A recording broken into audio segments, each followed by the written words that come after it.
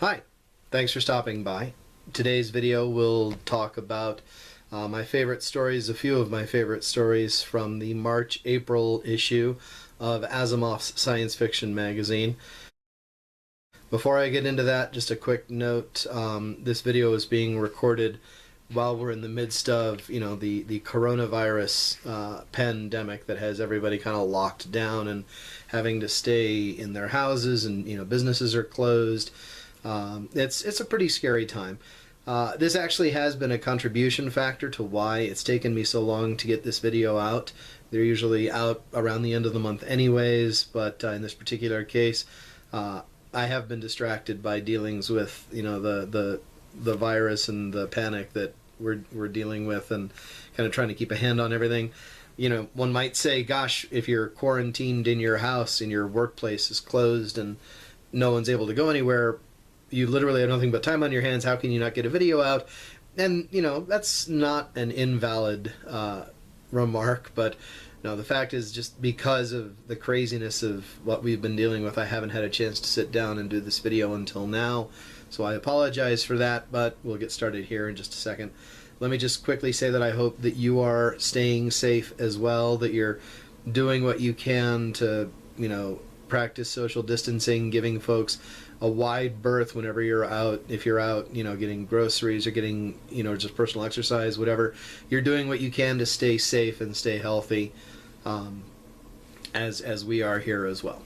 Okay, so the March-April Asimovs, let's throw that cover up there again.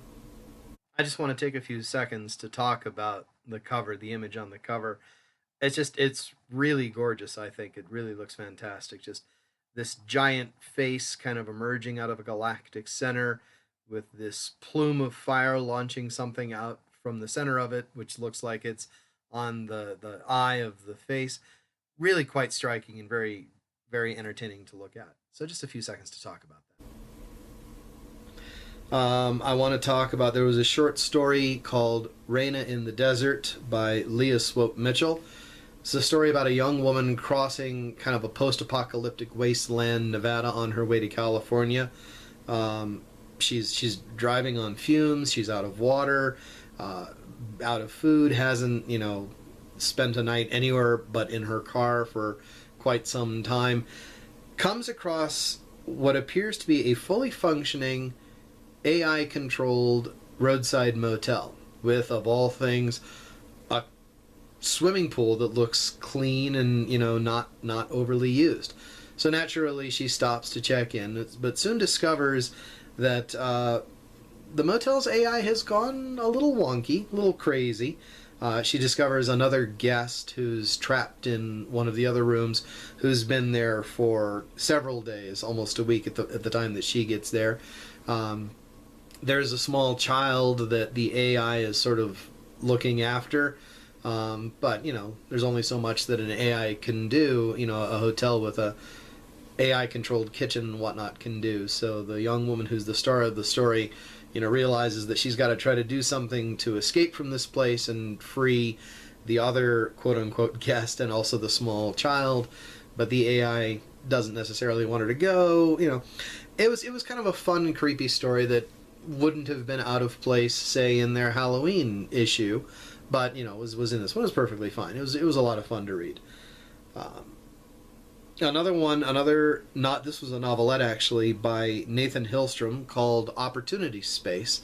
This one was very interesting. It's a story of a representative from the Fiscality, which is sort of the corporation that sort of runs the galaxy.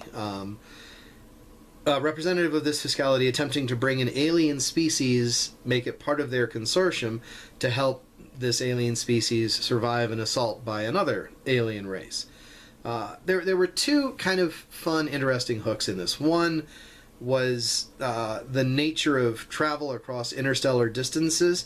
This was accomplished by mind transfer rather than physical travel.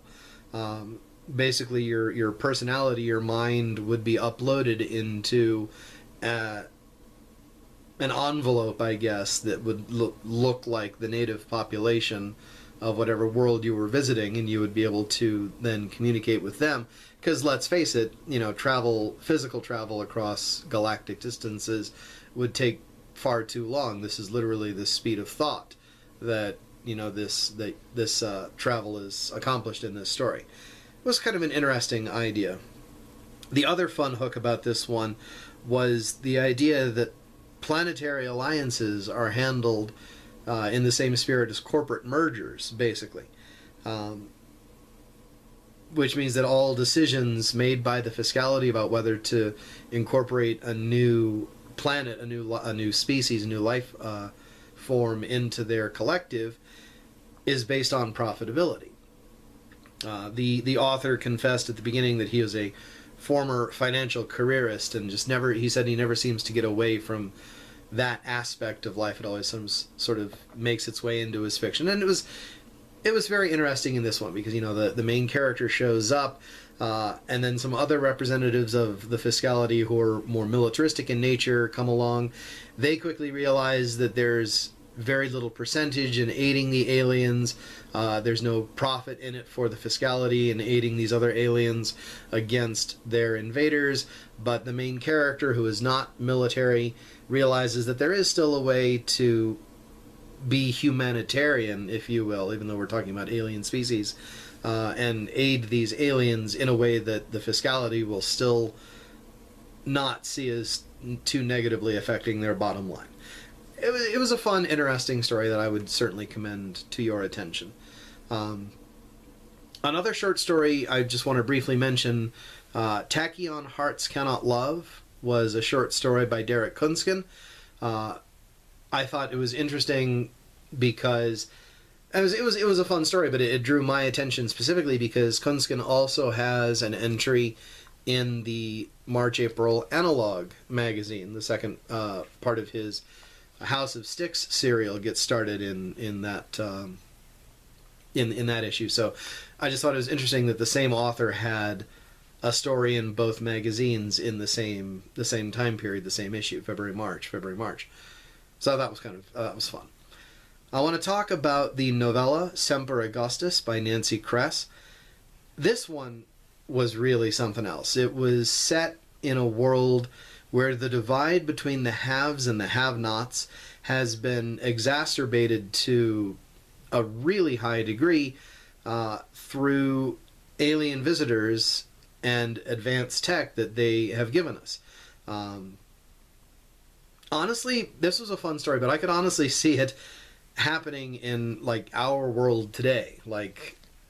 I could absolutely see that if some aliens came by with particularly advanced tech, that the haves, the one percenters, the corporate bigwigs, call them what you will, would absolutely get their hands on that, hold on to it, keep a stranglehold on it, and use it to benefit themselves at the expense of everybody else, the have-nots, the 99. Again, call it what you will. The people on the other side of that social divide. After reading the story, I joked with a friend who had also read it. I said, this could almost seem like speculative nonfiction. Is there such a thing as speculative nonfiction as opposed to speculative fiction, which science fiction typically can be classified as? Because if there is, that's what this story would be. Anyways, apart from that setup, it was a fun, interesting story because the main character was someone who literally crossed that boundary between the haves and the have-nots a couple of times, because she started out as kind of a have-not, then through varying circumstances wound up becoming, kind of going off on her own, becoming famous, becoming very much a have, and accustomed to the cushy lifestyle that this fantastic advanced alien tech made available to her, but then ran into some of her old friends from her childhood who she realized were members of the Resistance, and they were able to bring her around to their point of view by saying, look, what people are doing with this alien tech is absolutely despicable because they're just using it to make their lives so much better at the expense of everyone else. And, so she ends up kind of throwing her lot back in with her old friends and joins up with the Resistance. Just, a fun, entertaining story with a healthy dose of, I don't even want to say prescient, because that would suggest that she's seeing something that's going to happen in the very future. Just a healthy dose of pretty accurate social commentary. It was a fun story. As always, of course, the other stories and poems and articles in this issue were genuinely solid, and I would definitely commend them to your attention. Again, I apologize for the delay in getting this one up. I will try to be a bit more timely with my review of Analog magazine, which I'll have up sometime in April. In the meantime, if you have any interest at all, watch this space. I am going to start posting some more regular videos. I read books and magazines for a living. My day job is to record audiobooks.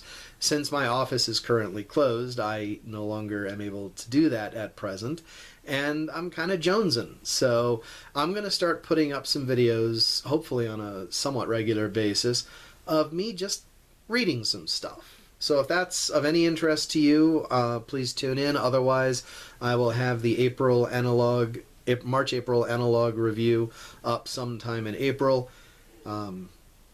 So hopefully I will see you then. And in the meantime, I sincerely hope that you're staying safe and staying healthy. Take care.